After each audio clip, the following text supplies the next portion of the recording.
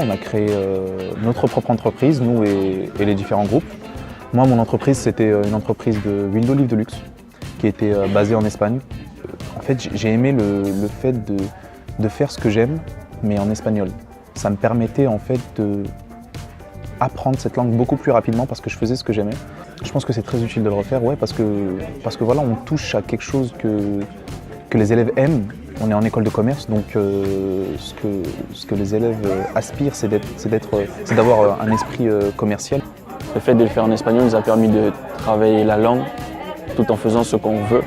Parce que les problématiques, c'est pas on nous dit de faire ça. On nous pose une problématique et c'est nous-mêmes qui choisissons comment on veut répondre à la problématique et tout. On était 4-5 dans le groupe, on a travaillé, donc on a mis première séance, donc créer ce logo, créer cette entreprise, donc dû faire du brainstorming. On a mis du temps, notre professeur était vraiment là justement pour nous aider à trouver, elle nous a donné énormément de vocabulaire, elle était toujours là pour nous. On a dû faire une petite présentation de cette entreprise-là.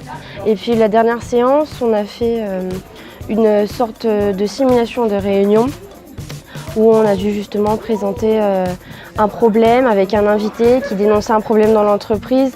Par exemple, j'ai dû jouer le rôle de PDG, donc voir les problèmes que les employés avaient dans l'entreprise, essayer de les régler, trouver des solutions. Donc ça, franchement, je trouve ça vraiment intéressant puisque on nous apprend à avoir des responsabilités. Une simulation d'entreprise, c'est vraiment bien.